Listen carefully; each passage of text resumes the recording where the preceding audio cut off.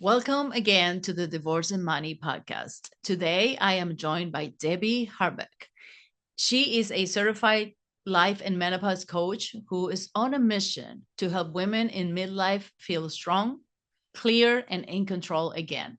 With over 20 years in the health and wellness space, Debbie brings a powerful blend of expertise as a life coach, menopause coach, yoga teacher, personal trainer, and nutrition coach. She supports women through the emotional and physical changes of perimenopause and menopause, helping them lose weight, manage their moods, sleep better, and reclaim their confidence. She's also the host to the Midlife Momentum podcast, where she dives into real conversations about midlife transitions, hormones, identity, and growth. Whether through coaching or speaking, Debbie is all about helping women live healthy, vibrant, and purpose filled lives, especially in the messy middle of it all. Let's get started.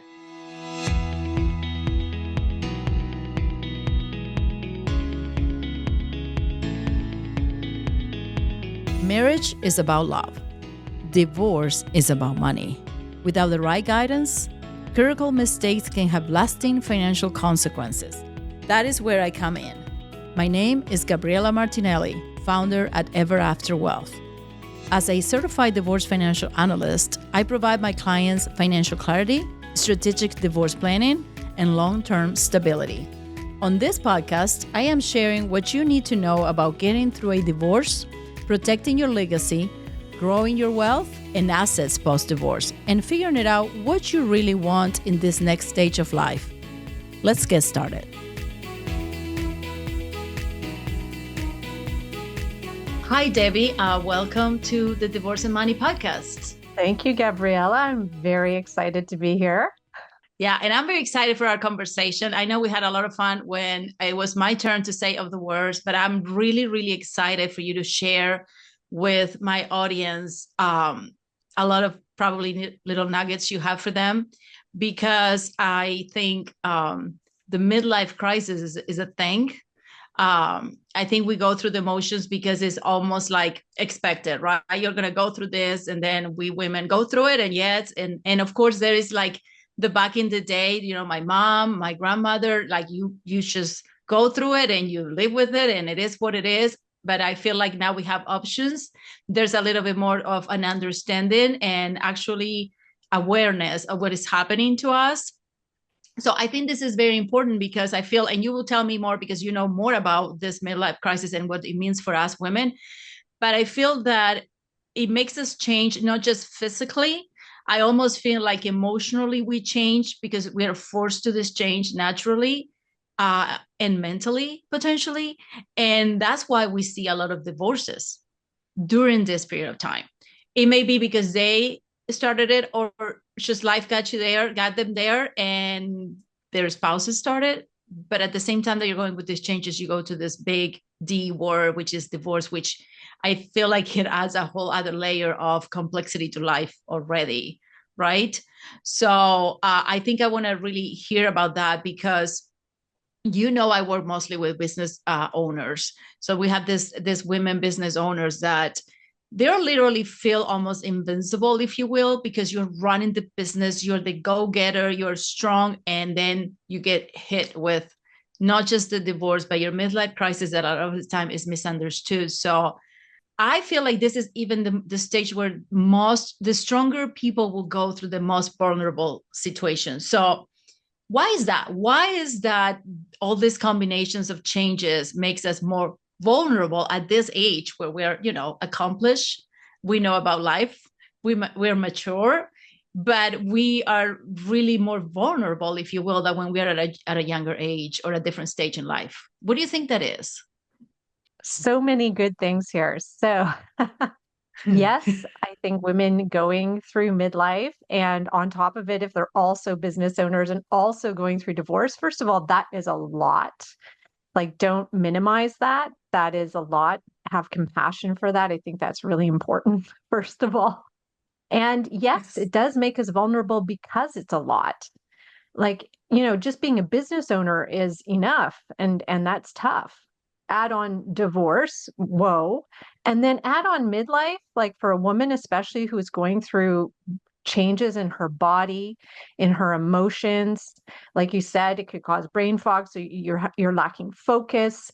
I mean, all of these things together is huge. So we really have to understand and have compassion. And can we, what can we do? What can we let go of so that we can be able to handle this, all of this at the same time? So you need help. I think that's a really good place to go to. We are more vulnerable. So it's just in recognizing that and having the compassion to get through that. I think that is the very first step. And then of course there's tools and things you can use, but it's just really having the mindset and the understanding and recognizing where you are, and that as a human being, you are taking on an awful lot on your plate at the same time. So I think that would be the first step to you, to that. yeah, and to the what you said, because I think that's very important too. Like you need help. It's okay to ask for help, and it's okay to have compassion for yourself. Do you think on some level, you own your own business, I own my own business, we are different, we're wired different as we take life. Do you think that this mindset, right, the being the business owner, being an entrepreneur, the one running things, helps or maybe hurt us when we're going through this process? Well, all of our changes that we're living through, that we can't do anything about that, right? Because the hot flashes are going to get to you, and there's zero that you can do about that. But on top of that, you're dealing with these changes in your personal life. But it almost feels that our own strength could hurt us somehow. Do you see that? Do you think that is a valid point? Yes, I think that's a very valid point. I think as business owners, I mean, first of all, it can help us because we are go-getters, like you said. We have this mindset, this can-do mindset, that we can get through things, that we're very solution oriented, that we have a growth mindset, like how can we use this situation to make ourselves stronger? Those are all really good things that an entrepreneur could have. Of course, it can also hurt us because we keep pushing through, even though there's signs and signals that maybe we need to slow down, especially when it's coming from our bodies. So, yeah, I think we can strengthen ourselves through that mindset, and it's fantastic, but we have to watch out for pushing through when things are very clearly telling us to slow down, especially if we're getting signs like you mentioned, hot flashes. We can do things about hot flashes, like we can do things about these symptoms, but if we're pushing through, they're just going to get worse, and your body's going to start screaming louder and louder, and the symptoms you're having are going to get worse and worse until you do something about it. Yeah, and I almost feel that a lot of these women will probably be battling this in silence, right? You're dealing with this brain fog, you're dealing with this anxiety, and as much as I said we are all aware of this is happening, we are not truly aware that this is happening because of, again, our way of living, right? We go through, if I have a brain fog today, I'm like, oh, I'm just tired from yesterday and I'm going to keep going. So it's almost like we're aware but we're not, and we're silently battling that while battling everything else. So what could be a sign, what it would be the first sign for this woman that she may be running out of empty, and what should they do? What do you think will be the first step? How can they accept and understand what their body's telling you, what their emotions are, the way that emotions are showing up?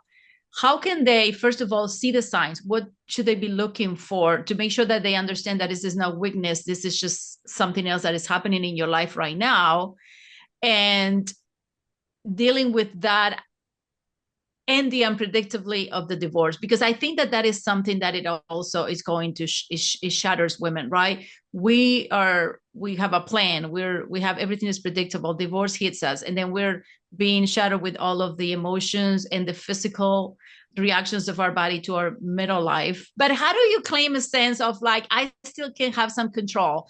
What can I do? These are the signs. What should I be doing to help myself, to protect myself, knowing that it's okay that I need help, and try to gain some control on things that I can control? because I think that's part of that too. Like you say, you can do things about, but you can't control them 100% basically. So how could a woman manage this? What should she be looking for? How can she manage it? And I'm going to just put another one and I'll let you just dive on all of it. How do you help them? Because I feel like it's very important for women. And I know when we had our first conversation, it was about like, you need the help. You're not a weak because of that. You're strong, but this is new territory, right? Midlife crisis is a new territory for all of us. And as it is divorce. So they're really diving into a whole lot of uncharted waters, if you will. And so it's okay to reach out. How do you help them? But how can they start helping themselves when they start seeing these little signs? Yes. Just go for Okay. it. So that's a lot. But It's a yeah, if we're lot. talking about the signs, I think that, we can start there is just noticing what's different. Like, first of all, you might just feel off, like something's not right. That is a sign. Just having that sense that something's off, feeling exhausted, another sign where you can like say, okay, I've got to listen to this. Hot flashes, like you said, could be a sign that, I'm going through a lot here. There's about 35 symptoms of menopause. So there's a lot of different things. Brain fog is another big one that, all of a sudden we're forgetting things or we're just feeling like unfocused. These are all really things to be aware of, that it might not just be you and something to push through. It might be, okay, I'm going through, my body is starting to go through things. And obviously, this can start in your 30s. Like perimenopause can start as early as your mid 30s, even maybe earlier, they're discovering. Most likely, it'll start in your 40s. And then it can continue past menopause. The average age of menopause is 52. So it can continue even past that. So, I mean, there's a wide range of years there where your hormones might be a factor. And it's not to discount that. You need to understand that, okay, whatever I'm going through right now, I really got to listen to my body, because if I don't and I push through, like I said before, it's going to scream and scream and scream until you might get sick. So that's what we don't want to do. We don't want to go to the point of that. And there are things you can do. Like if you are suffering, yes, you can go to your doctor. If you're like just feeling off, go see your doctor. Now, that being said, I know a lot of women are shut down by their doctors. So it's worth it to go find a doctor if you suspect that this is you're going through a hormonal shift here. There are approved menopause doctors out there. So it's about finding the right doctor. If your doctor isn't open to a discussion on this could be perimenopause, especially if you're younger, because they don't know about it. They don't have a lot of education on it. And that is really, really hard, because there are things you can do. I mean, there are things you can do yourself in terms of listening to your body. Getting better sleep is a really good place to start for most women. If you are not getting the sleep you need, that is the place to start before you do anything else, because you will not make good decisions if you do not have the sleep you need. And then it's like looking at your nutrition. Are you moving? Even gentle movement doesn't have to be like intense exercise. I mean, gentle movement, making sure your body's okay. And then, things like stress, super important to be able to handle. So do things like breathing exercises is helpful. Yoga is helpful. Mindfulness, which means it doesn't mean you have to sit in meditation. You can, if that lights you up, or mindfulness. You can wash the dishes and be mindful. You can just think, bring your presence to the activity you're doing. That's really hard for most, by the way, most entrepreneurs. And if you're going through divorce, I mean, you've got a million things on your mind, right? So, yeah, the other option, go see a therapist or a coach. I coach a lot of women through this time of life who are going through divorce, who are, entrepreneurs as well. So, I mean, it is a lot. So it's just learning how to focus on one thing at a time is really important. But the most important thing to focus on is you. If your body is giving you signs and signals that there's something off, we have to deal with that right away. So, and I know that that's what you do, right? You don't do the medical part, but there's all of the emotional side of things. I think that that is as important as everything else, by the way. And I think you said something which is interesting because you mentioned the exhaustion and the brain fog. A lot of us, we discount that. Maybe not because we don't think we're not going through menopause. I know I did it. I know for a year I could not remember anything. I will be talking to somebody like I'm talking to you, and then I would be like, wait a minute, what was I saying? Because and honestly, given the this happened, I think last year, given the situation, I thought, oh God, I had COVID 6 months ago. That's probably what I have. Like it's just like the brain fog that everybody said the COVID would give you a brain fog. I'm not saying it doesn't, but I'm just saying I that's what I said. Oh, it was because of that. It was not nothing that I was doing wrong. I was not really paying more attention to my body. I think what did it for me were the hot flashes. Those things hit me. Like I was like, oh God, I can't live through this. So I think that that is important because as business owners, we're busy. So for us to think, oh, I'm tired, I'm exhausted, it could be a normal thing, right? It's like, well, yeah, I'm exhausted because I'm working 10 hours a day or I'm coming and going and things of that nature. So I think that that is part of that. And so we tend to put everything in first, except for us, not just as women, as business owners. So, what is your approach? So, when I come, because I know this is the work you really do, no, not exclusively with divorce, but you also do it with divorce. But then you have this client, this woman that comes to you and says, "Okay, I'm running this successful business." But I don't have time to take care of me. I don't have time. I am dealing with my divorce. I'm answering questions from my attorney. I'm dealing with kids and the business and what my soon to be ex is, you know, throwing at me. I don't have time.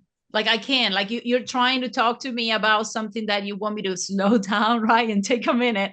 I just can't. So how will you approach that conversation? Let's pretend that all of this, the audience is telling you this right this minute, and they want to work with you, but they feel they have no time. So how can you help? What will you say to us in that situation? Yeah, and that is very common, right? We don't have time. We don't have time because we have to deal with everybody and everything else. And I mean, it's to think, do I have time to be sick? Do you have time to be sick? So I think the answer is no. Like, so it's like, okay, there's simple things you can do now. It doesn't mean you drop everything. It means, first of all, just taking a moment for yourself, even just a minute of breathing. It can be so simple, but it's connecting with yourself and remembering yourself and checking in to see, is everything okay with me? And it doesn't have to take long pieces of time to do this. Things like I mentioned, just doing things like yoga and that kind of thing and getting the help you need, those are the things to do. But it's also just thinking of that mindset. That's a mindset that says, I don't have time.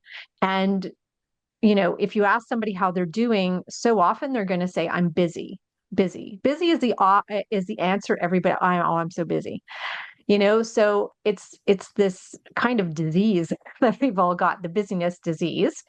And we have to really stop and think about that. Like, why are we saying that? And what can we do about that? Why do I always have to be busy? And there's this pressure to always be busy, always be doing something. We don't have to be doing that. We have to question those things that come out of our mouth and or that we're hearing from other people. Like, it's, whoa, why are we all in that boat? And it's just realizing the words that we're saying and how we're feeling and questioning things and how we do things and what can we let go of. Like, a lot of times the things that we're carrying, the things we're so busy with, actually belong to somebody else. They belong to our kids, they belong to our spouse, they belong to our parents, they belong to somebody and not us, but we're carrying it around. All the things we have to do. So really dropping the things that belong to somebody else, dropping things that can be done by somebody else, like where you can, outsource it to somebody else. Right. It's really important just to notice where are the areas I can let things go. And it's okay to let things go. You're not a bad person if you're not as busy as you were. You have to recognize that you need to listen to your body and listen to your words and say, okay, this doesn't make sense. This is not how, and most women, when I ask them, they tell me this is not how I want to feel. I don't want to be busy all the time. I want to have time for myself. And my answer is you can. You can always have time for yourself, but you have to do it consciously. You have to make these conscious choices. If you're doing things unconsciously and just taking things on and saying I'm busy, well, yeah, you're going to stay in that state. But if you consciously think, what can I let go of? And can I sit here and breathe? Just bringing that awareness, actually thinking about it, will help you let go of stuff and realize that you do not have to be that busy. You do not have to be overwhelmed with things. You don't. So, and the people who tell me they are, those are the people that really need to let go. They need to let go of things. So that's what I help a lot of my clients do in my practice is what can we let go of here? And what is not yours to carry? So many women I speak to have children who are a little bit older in their teens and their 20s, and they're still doing things for them, like their laundry, or cleaning up after them constantly, right? It's like, okay, can we let go of stuff? And in doing so, you actually empower others. So it's changing your mindset around it that I have to do everything. It's not true. And in fact, by outsourcing things, you allow others to be empowered, and you empower yourself with more time, more energy. It's a win-win situation. So, yeah. And no, and I think that's a fantastic because, it's not the same as the weight itself, but when I work with my clients, a lot of the times they are obsessing over what he's going to say, what he's going to do, what he's going to want, right? Like I always tell them, well, let's come back here. Let's talk about you. I don't, it doesn't really matter what they say, they want, they think, we can control that, right? But I think it's part of that, right? We're business owners, we're driving, we take care of everybody. So we want to make sure that we can control that part too. We can. And I think and you correct me because you're the expert here, but this hormonal imbalance unbalance, I don't know if that's a word, but that we have, it affects our emotions, but it's almost like like a double deep on the emotions being affected. Because if you think about it, going through divorce is not fun, and there's a lot of emotions with it, right? Whether you wanted it or not, whether you are the one that said, I want this, you're still going to go through all those emotions. And I almost feel like the one emotions caused by the hormones or all of the changes in your hormones, and then the changes that you're having, it's like almost like an emotional explosion. And I feel like that is the hardest part. And my difficulty, and I know that usually working with someone like you helps my clients immensely because they're making significant, very important financial decisions during this process. So we're going through this process with the emotions, the physical, the confusion, the everything else. And at the same time, making these decisions that are new. They're not about running the business, which sometimes we can kind of like continue in autopilot for a little bit, like, okay, we'll be doing this and we don't have to make any big changes or significant changes, but your life is going to change. And because of the divorce, and it's going to change, you're going to guide which way is going to change based on the decisions you're going to make. But if you're dealing with all the emotions, you can make decisions with a clear mind, if you will. Do you help with them to understand and identify almost? And again, you correct me if I'm wrong, but I feel like you identify the emotions so you can separate them, right? The emotions are coming from different places. They may not be exactly because of what you think they are. To find that clarity on some level so you can be making these decisions that will be life changing, basically. Yeah. Yeah. This is really important because our emotions cloud our judgments, and we want to have a clear mind. Like you said, we want clarity when we make these big decisions. And I think that is a big part of what I do too, is just getting that clarity. So decide who you want to be. Who do I want to be through this process? Who do I want to be when this is all done? Like just coming from that vision of who I want to be can be very empowering, but you still have to deal with those emotions. And so we have to feel them.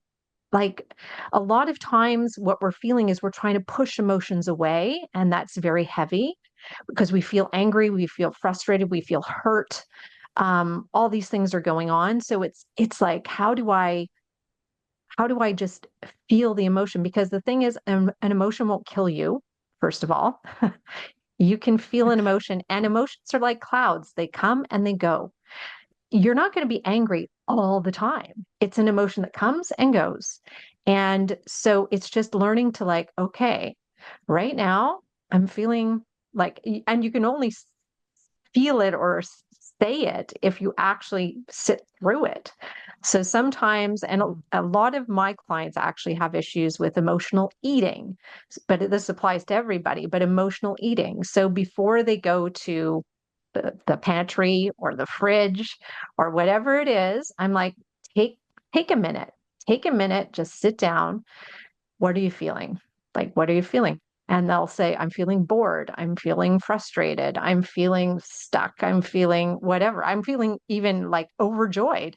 And then they're going to go to the pantry and go celebrate or go like numb themselves, whatever it is, but just sit with the emotion. And then from that place of clarity, oh, this is what I'm feeling, I can make a decision. The decision might still be to go to the pantry and do the thing I was going to do, but you have a choice. You've given yourself a choice by stopping, getting some clarity, feeling the emotion, allowing it. It's very human. We're all allowed to feel angry. We're all allowed to feel frustrated and hurt. And that's okay. Allow your body and allow yourself to feel that way. And then you'll have some clarity. Okay, I see what's going on with me. And then who do I want to be here? Like, who do I want to be? How do I want to show up in this proceeding with this partner that, yeah, okay, maybe, yeah, I don't like very much at this moment, but who do I want to be? I always have the choice of who I want to be and how I want to show up. And that's got to be the center of where it is. And just realizing that all these emotions, I can deal with them. I'm going to be okay. None of them are going to kill me.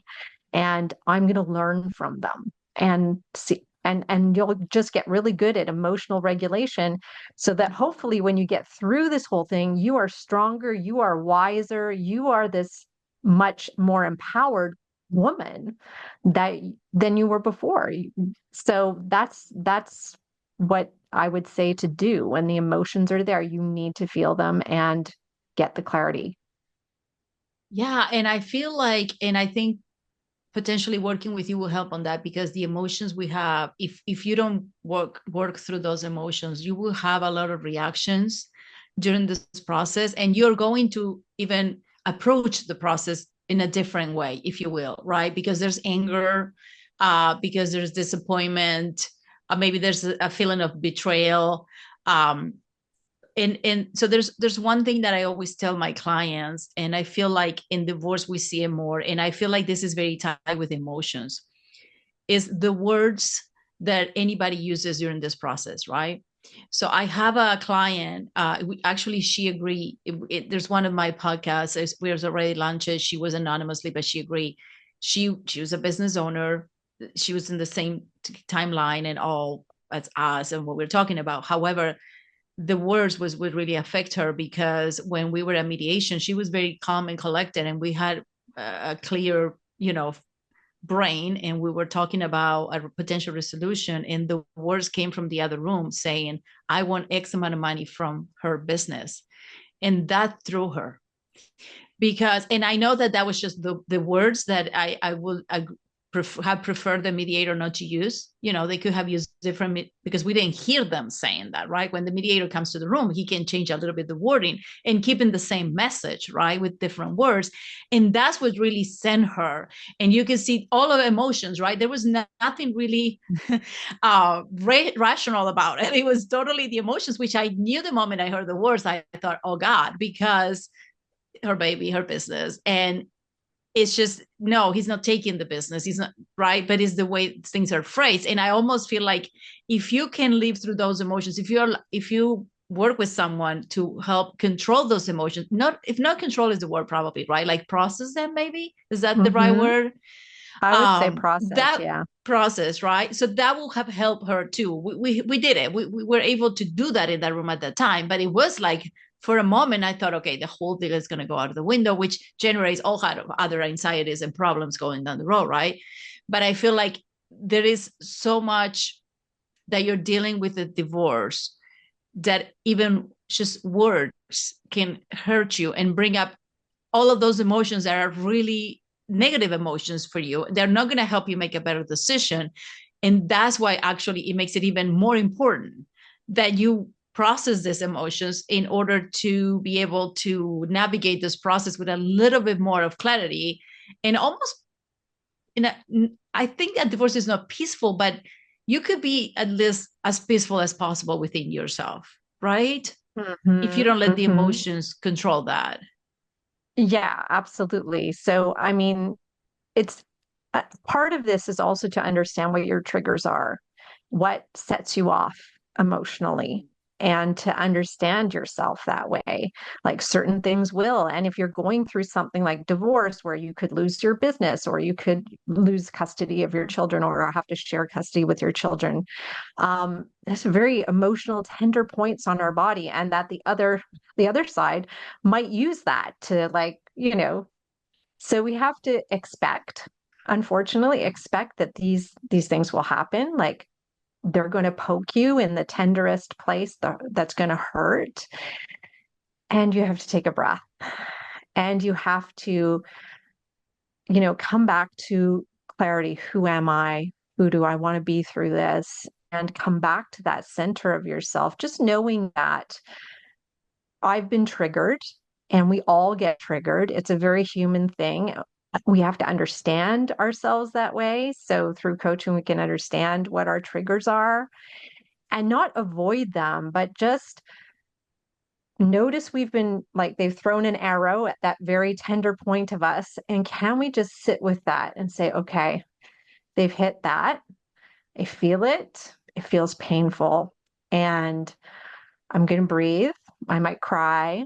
Um, and I just have to come back to feeling that peace inside me and just knowing that that's just an emotion and I will get through this. But yeah, it's a challenge, but we need to know that in life that those things are going to happen. We're going to get triggered by something for some reason and we don't know why. And you can go to therapy to find out why your triggers are what they are if you need to, but or you can just on your own notice what triggers you and be very aware of that and be very conscious when it happens so that you can maybe say, I got to step away. I got to just walk out of the room for a moment, excuse yourself and just breathe with it. And yeah, have a lot of compassion for yourself, especially when things are like divorce, like that thing's happening, right? We need to have so much compassion for ourselves. And that is a very hard thing. And I've said it a few times, and I know it's a really hard thing for women to do,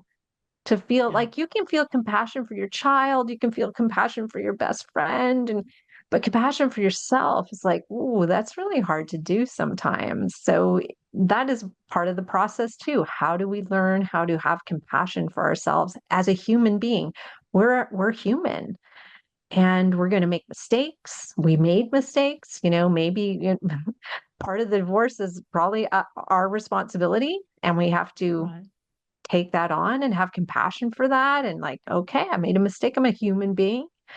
Uh, those are all pieces of this puzzle that, hopefully we'll learn like if you are going through this process and all three of these things at the same time, business owner, divorce, and midlife menopause, whoa, the compassion you're Yeah. going to need is so important. You are just going to have to arm yourself up with lots of love and compassion as you do that. And I almost feel like that's the mindset shift, right? There's a lot of women, there's a lot of people that get through the other side of a divorce process healthier, stronger. They're more successful at times, and I feel it's like a mindset shift. It. I think that the problem is that the mindset shift is kind of more complicated, like you say, when you're going through all of this together, because we're going through menopause or premenopause or whatever it is. We're already dealing with that. Um, have you seen, do you think, because I know I may have stalked your website a little bit, but I know you talk about midlife as being a chance to reinvent yourself, right? This is the chance for you to come on the other side, being that new person that you want to be, or maybe yeah, you were at some point and you've forgotten, right? Because life happened to you. And now you kind of like get a little bit of a reset, if you will. And you, if you allow yourself to do that and to work through it, you can reinvent yourself. I believe that that can be done through divorce as well. So I feel like maybe it would be a little bit more challenging if you're going through both of them at the same time. But I know that you mentioned about who do you want to be, which is interesting because one of my things is asking my clients, what do you want?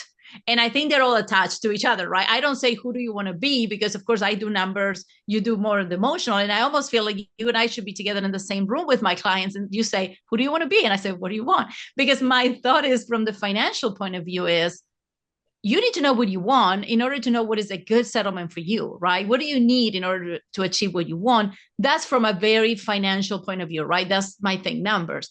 I almost feel that it's attached to the who do you want to be. You literally get to reinvent yourself, like, in the whole process. It's not just midlife, it's also divorce. Do you see that? Have you seen that with a woman that is going through these two processes? It's as two different situations at the same time that are able to work through their emotions and to find out who they want to be so they can be successful at the end of both of their situations, right? The divorce may be a little shorter in time than the actual process of the menopause, right? Because you just mentioned it could go all the way up to after 50. But have you seen that? Do you truly believe in that possibility for us to go through these processes and say and figure out again who we are, and who do we want to be as we move forward? Yeah, I do believe in that. Like you said, it's a lot, so it's a process to get through. But if you do get through it, and you will, you can come out stronger. You can choose, even as you're going through it, who you want. Like I said, who you want to be. Like you're never, if you don't see yourself as a victim of these circumstances, you can take back some control, the things you can control. And that's something you can learn through this, right? What can I control and what's out of my control? And I think that's a really important thing to understand. Like, is going through menopause. Yeah, there's some things I can control. Like I mentioned, I can control how I eat, I control how I move, I can control if I'm taking enough rest and sleep. I can control those things. But my body's still going to change. My hormones are still going to change. I'm going to go through menopause. So it's just understanding what you can control, what you can't control. That is a very empowering thing as well, is to realize you do have some control here. Like, even if you're going through divorce, there are things I can control. And one of them is me. Like, I can control who I'm being at any time, I can control how I'm feeling. You can choose how to feel. I mean, these are very empowering things. So, you can, and by doing that, like, you're expanding your possibilities and capabilities. Like, wow, you're realizing how much control you have, and that you can choose to grow from that. You can always choose to grow from that. Like, no woman I speak to says, I want to be bitter and angry for the rest of my life. Like, that's not what they want. And your question is good. What do you want? Yes, there's the financial side, but what do you want from your life? What do you want? That is a big question that I do ask women. What do you want? And they have a very hard time answering that. So we can work on, like, okay, what is it you want so we can get to that? And who do you want to be? Like, fundamental questions of, like, you get to decide before you even get there. Right now, what is it you want? Who do you want to be? Those are the questions to ask yourself.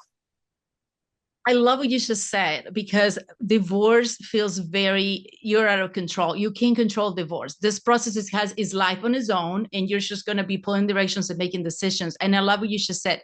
You can still have a choice, the choice of who you want to be. How do you want to show up? I think that that is very important, because in a moment where you feel that you have zero control over everything, anything, like you're just literally, your life is going through these motions.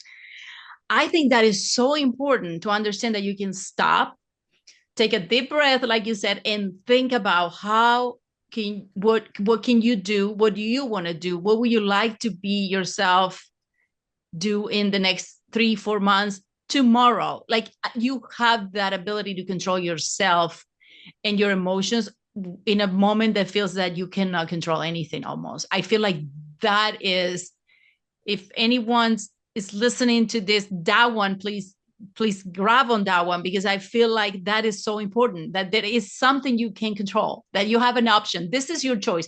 Who you are is your choice only. No one ever can control who you are. Is so deep inside you. And I feel like that should give you a little bit of a glimmer of a hope that, okay, there's something I can really choose. This is my choice. It's my decision. Nobody gets to tell me who I am. How do I work through my emotions? What emotions I want to feel, how I want to feel. You just say you control your feelings. So, Debbie, I'm going to tell you this. I can sit here with you all day and talk about this, because I think it's just, there's so many things that we could say, right? So before I ask you to give our audience a last nugget, I want to know, how can they reach out to you? How they find you? I'm going to put everything in the notes when we go live, but I want them to know how to reach out to you, how to have a conversation, see how you can help them find out who they want to be, and especially process these emotions, and knowing that they have to put themselves first and showing kindness to themselves, which is the hardest thing to do, I think. So how do we find you? How do they reach out to you to work with you through all of this process? By the way, during divorce or not divorce, right? You help them through midlife crisis, even if they're not going through the divorce process, right? Just to be sure that if anyone is listening to this but not going through a divorce, they can still reach out to you, right?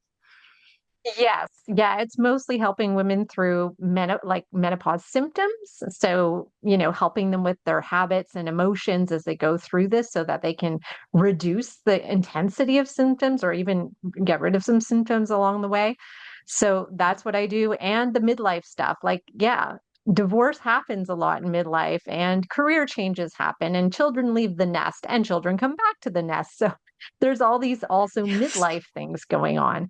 So, yeah, I help them through that through coaching. So, what I do is I work with women one on one.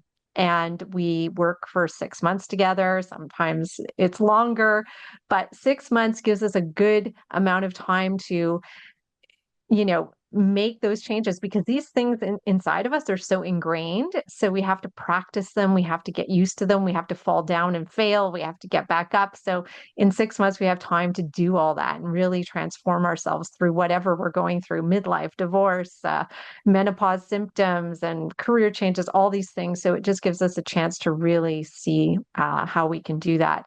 So, you can get in touch with me. I'm at debbieharbeckcoaching.com. So, and I'm also at Debbie Harbec on Instagram. I'm on Instagram mostly. I'm also on LinkedIn, Debbie Harbec Coaching. So, yeah, you can find me in all those spaces. And I have a podcast, the Midlife Momentum Podcast, which is on all the platforms. So you can get through there as well. Yeah, and I highly recommend the podcast too. There's a lot of information there. You have really good guests. So I definitely going to put it in the notes, because I think that everyone going through this process should listen or send it to someone that they know that is going through the process. So Debbie, before you go, you said a lot of things, very little nuggets. You said a lot of things for these women that are listening to us, but I want you to end up telling us, if there is one woman today that is listening, that is going through divorce, running a business, and midlife crisis and menopause right now, and they just feel that it is too much, they just can't take it anymore, what is the one thing you will tell them? Well, first of all, I want them to recognize it is a lot. It is a lot, and that you are human, and that as a human, you have to recognize that you have to take care of yourself through this. Yeah, it means you might have to consider letting things go, as I mentioned before. You might have to consider taking care of yourself, getting more rest, breathing, moving more, eating better. I mean, these are all things, but we really have to consider taking care of ourselves. And as I mentioned, like having compassion for yourself. That might not be so easy. So start with something easy. Take a minute to breathe. Take 5 breaths. 5 breaths whenever you're feeling overwhelmed, whenever you're feeling like things are out of control.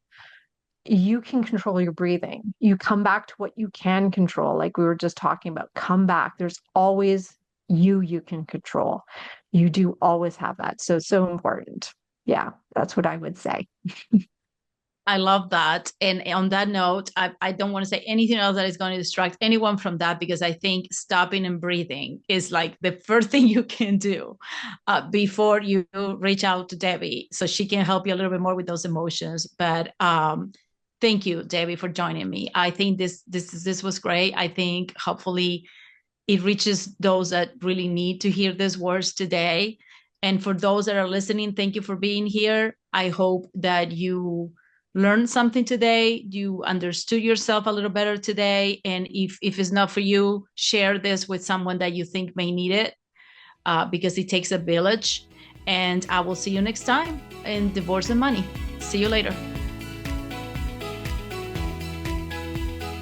Thank you so much for listening to the podcast. If you're going through a separation or divorce, please contact me through my website at everafterwealth.com. I would love to be a resource and partner as you navigate this season and prepare for your financial future. I'll see you in the next episode.